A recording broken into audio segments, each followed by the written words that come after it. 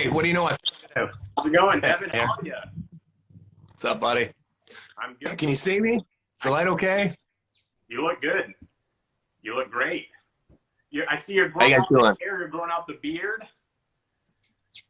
It's I just let it go, man. I let it go until it's showtime. Then I might clean up a bit, but if it's my time, I don't bother with that stuff. Hey, I don't blame you. Um, so thank you for joining us. How have you been, dealing with this crazy time in the world? What have you been up to? Mm, well, my kids are going crazy.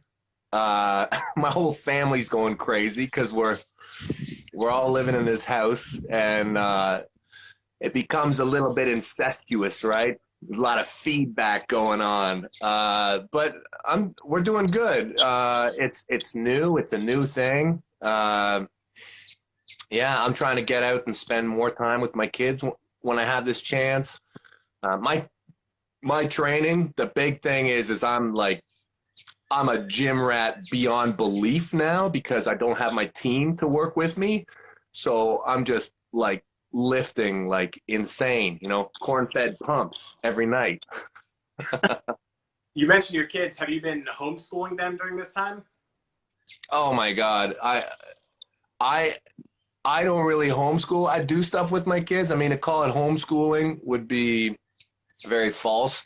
There is an at-home learning thing going on, like through the computers and their teachers. But no, I just try and do stuff with them um, more than I normally do. But in no part am I actively doing any kind of formal education. Zero. So what have you guys been doing for your free time? Um, well, we did a walk. What was it, like 2 days ago? We did 50K. Wow. We've been taking up little hobbies. We play a lot of games, family games. What we try and do like one kind of physical challenge a day where we kind of push each other, whether it's doing headstands or reaction games or archery. Um, my middle boy and I have quite a rivalry going on with Mortal Kombat. I splurged like probably 7 or 8 months ago, and I bought a Mortal Kombat machine that's Mortal Kombat 1, 2, and 3. So for me, that's all I want to do is play Mortal Kombat. So And he's right there with me. So, who's been better? Who's had the upper hand so far? well, he's a little bit smarter than me. So he I had the advantage that I grew up playing Mortal Kombat. So and I played a lot when I was in high school. Like I spent a lot of days at the arcade, and even after high school, I loved Mortal Kombat. I kind of lost it by the time it got to Mortal 4, but Mortal 1, 2, and 3 was kind of like me, like I don't know, 14 to like 18. And back then the video arcades were, I liked them, and so I've got a lot of experience. But he's just now, like I'd say probably about a week ago, he started to get on a level with me where he beats me probably a tiny bit more than I'm beating him. We kind of go down and we'll have like a 2 out of 3 or a 3 out of 5, normally once, sometimes twice a day. And that's it. Every day we'll have a game, and he's been winning every. He's probably won at least as much as he's lost the last week. That's great to hear. That's fun. So you talked about trying to work out while staying indoors. Has your workout really changed at all since you had to kind of confine yourself to just being at home? Well, so me, like most arm wrestlers who fall hopelessly in love with the sport, I'm totally obsessed with arm wrestling. So it's always on my mind, and this quarantine hasn't done anything to change that. Just the way that I spend my energy has changed. I mean, at least two big nights of the week for me every single week is a table practice. with the Ottawa High Hookers, and we'll get together and we'll smash for like, 2-3 hours. And I mean, that's a lot of fun, but it's also a huge energy expenditure. That's gone. That's removed. So now it's just me focusing on my strength, just doing my strength lifts, and honestly, it's paying huge dividends. Like, I mean, I've been getting really good gains for the last year and a half since I got on this system, but my quarantine lifting it's just steady. It's just steady. So the longer this quarantine goes on, I think I'm going to come out the other end of it. Like, my strength will be completely next level, I think.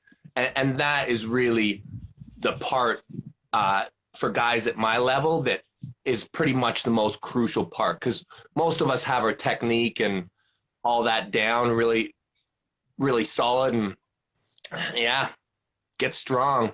Rule number 1 of arm wrestling. That's great. One thing that's always fascinated me about you is that despite arm wrestling not being as popular of a sport as, let's say football and basketball, you seem to still have this huge, massive cult following, especially on social media and on YouTube. What do you contribute that to? I mean, obviously you're one of the greatest to ever do it, but is there something more to that? I think a lot of it is luck. I think a lot of it is I was at the right places in the right times. I think in a way, I'm a little bit at the front of a massive wave. And when I say at the front, I'm not the only guy, but arm wrestling, when it started to really lift and become popular, when the internet started to become a place where so many of us reside, I was just emerging as a future guy in the sport at this time. And even though it was just a small little thing at that time, I held on to that, and I've kind of rode it throughout arm wrestling's entire progression. So I think just my being relevant for the past 20 years through this sports progression online has kind of kept me growing in terms of my online reach. Yeah, and just the people that I've met along the way. I mean, so much of it is just connections, and I've been really lucky to meet a lot of cool people and hang out with a lot of like-minded people in the field. So I've been exposed to a lot of audiences. Absolutely. You mentioned, getting to meet some really cool people. We saw you work out with the former world's strongest man, Eddie Hall. Oh my God. What was that experience like? That was so crazy. Like, so I mean, I'm a huge fan of strength. I love all things strength. I don't care really. I'm a big fan of excellence. If you're really good at something, for sure I'm your fan. For sure I'm your admirer. So Eddie Hall, to me, I mean, man, like I've always known who Eddie Hall is when he stepped on the scene in strongman. I think some of the greatest athletes of our era are in strongman. I think that even now more than ever, a lot of these guys they're just titans. And Eddie Hall lifting a ton, and watching him almost die doing it just added so much for me. Like how cool he is, and how strong he is. And then me getting to work out with him, just getting to meet him and hang out with him. He's a really cool dude. But it was funny, right? Because it's bench press, and I'm just so out of my element. Like I really I said it on the video. I haven't benched in 9 years. That wasn't a lie. Like I used to bench all the time when I was like a healthy young guy. But the further down this road I've got, like things have just fallen off, right? Like my ability to do everything other than arm wrestle is like deteriorated as I've aged. But he was so nice because he never once made me feel inadequate or like lesser, and he was encouraging, and it was just a really positive experience for me. I hope we can really take care of Eddie Hall if he does decide to come over and play with us a little bit more. Absolutely. Well, he was supposed to be on the same card with you this Yeah. month. Really, that Yeah. happened. I know Mm. you're close to Rob Bejan Jr. as well. What are Eddie Hall's chances against Rob? It I'll tell you, it's a bit scary for me because Eddie Hall, I'll talk about RVJ later. But to talk about Eddie Hall, he's proven himself, as a champion. So he's got the type of personality that he can attain whatever he really sets his mind on. If given the right motivation and the right amount of time. So there's no question to me if Eddie Hall wants to become a relevant arm wrestler, he can do that. Uh, I do know that when you become super specialized in any field, it's very hard to backtrack and go a different way. If I was asked to become a high level athlete in any other field, oh my God, like I'll give it a shot, but it takes a long time to achieve excellence in any field. And even though the strength fields are very related, there are subtle differences which can turn a little thing into an enormous thing. Um, I think RVJ is undisputedly the best middleweight champion that we've got. And as a 200-pound man, uh, Rob's big. He's not Eddie Hall big, but in the places where it matters for a sport, he's not outsized really. And I would have to say that RVJ would be a massive favorite to win. Massive in my opinion. I'm really happy to have Eddie to come over and play. I'd love to see Eddie win. I think it's a really big ask for him.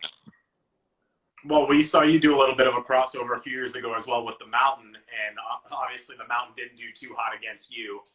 So you never Yeah, know. and I mean, look, anything's possible, but the thing that we have to be really careful of as arm wrestlers bringing these guys in is to set them up for failure. I think we want to set these guys up for success, and like everybody knows, like Eddie Hall. Oh my God, I mean, he is strength pedigree, right? Like you just say Eddie Hall to anybody, and if you beat Eddie Hall at anything, I mean, put it in your sticker book. um, but I just care about Eddie as well, and I want to see him enjoy and have fun in our sport. So I'd love to see him get brought up like incrementally. RVJ is a bad dude to put in front of anybody. So Absolutely. So what was supposed to be that card, along with Eddie Hall, you against Michael Todd, the rematch. Devin, I think all the arm wrestling world wants to know is how do you beat Michael Todd? well, um, it's not one way. I mean, it's a championship shot. And I know, like, I follow Michael a little bit every once in a while, and I know he's been saying it's easy and it's 3-0 and he's going to kill me and he surpassed me and he's so strong. Michael Todd is the hammer holder. He's the champ. I'm a guy who's trying to take it from him. I win by showing up my very best self. I win. You win in life by doing your homework. That's all it is. I mean, the day is it's just getting the grade. I will have won or lost based off of what I've done over the past, who knows how many months now, over the last 18 months or whatever it's been since we last saw each other. That's what's going to set me apart. I've chosen a certain path that I think is what I needed. And for me, it was a choice of strength and specialization. And I don't want to give away all my cards at this point. As the match gets closer, I'm going to lay out more and more pieces. But I've been waving a lot of flags but I promise that I understand the value of the art of surprise. So we'll see. We'll see what's up whenever it happens. I really don't know when it's going to happen. I mean, I know we're all kind of planning on July, but when it happens, and it is undoubtedly my next match, and I do plan on showing up ready for something that is not going to be easy. I don't anticipate any 3-0. I anticipate having to dig to the bottom of everything that I have to get the win, because I do respect Mike as a competitor. I don't think he's a guy who, I mean, Mike is willing to go all in. He'll sacrifice everything, and I really admire that. So I'm going to give him the same. It's going to be a great match. Moving along, we know you're a really, really proud Canadian, served with the Special Forces in Canada. What are your favorite cities? If you had to pick a couple in Canada, what are your favorites? Favorite cities. Okay. There's a lot of good ones. I love all of Canada.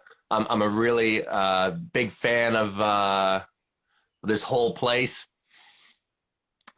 Man, okay, so you got to say Toronto. You got to say Toronto. It's kind of our busiest. How many cities do I get to pick?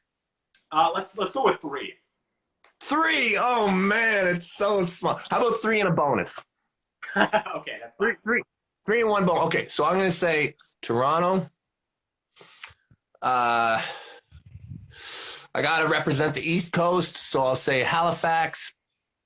And then it's do I go with Alberta or do I go with BC? And I'm gonna have to go with Vancouver. So Vancouver, Toronto, Halifax, and my bonus city is Picton, Ontario. So are Canadians actually a lot nicer than Americans, or is that just overstated? Well, it's always been my opinion that statement's been very false. I've found that I've met so many Americans who are really some of the nicest people that I've ever met. Canadians, we're famous for being nice. So sorry if I've offended you during this interview in any way, but Pleasant, not at all. I think it's mostly an exaggeration that media's kind of try and portray. I've never found that myself. I've never found Americans to be unpleasant, more so than any other place in the world. And I've certainly found the opposite, that I've met a lot of Americans who are really fantastic people. So that's great to hear. All right, so we're going to move on to some fan questions. Are you ready? I'm ready. All right, let's do it. Let's see. What was, along with Canada, what was your experience like in the Canadian Special Forces? So that's a long answer, so I won't go too deep, but it's probably one of the most, well, it is. It's probably one of the most meaningful things in my life. It's probably been my greatest teacher. It really made me feel good as a human being to do what I believe was an overall very good thing. I worked with some of the most amazing people who I have so much faith in, and they displayed so much leadership constantly.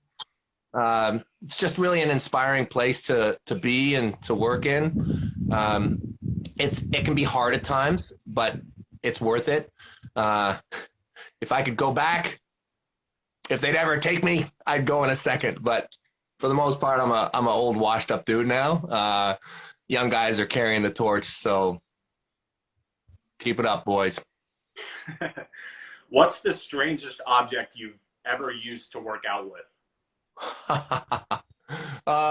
Well, I've done a lot of weird workouts in my life. I've done a lot of weird stuff, but I remember, so I used to live in Petawawa, Hey there. I used to live in Petawawa. That's an army base up just north of Ottawa. And I used to train so crazy during that period of my life because I had a lot of time and I was getting ready for a lot of things. So like I was getting ready for arm wrestling stuff, but I was also doing a lot of soldiering. And I was getting ready to try out for the special forces. And I was still really young, so nothing really hurt me. So I was able to make like ridiculous mistakes in my training and still have it be kind of okay. So I got into a phase where I was really into plyometrics, so like dropping and catching and hitting and all that kind of work, which I would never ever recommend anybody to do, especially if you're an arm wrestler. It's too much.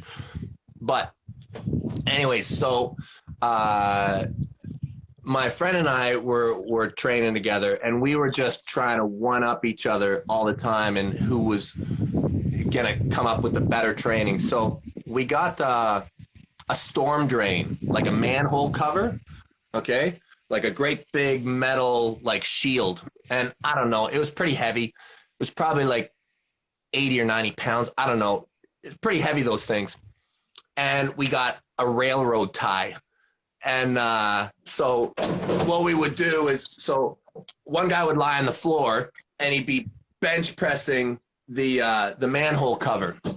And the other guy would be over top of him with the railroad tie, and bang, bang, like as I was pushing up, the railroad tie would boom, and we'd be like bang, bang, bang, and like rust and stuff would be showering down into my eyes. It was beautiful. Probably one of the reasons why I've had like 3 surgeries.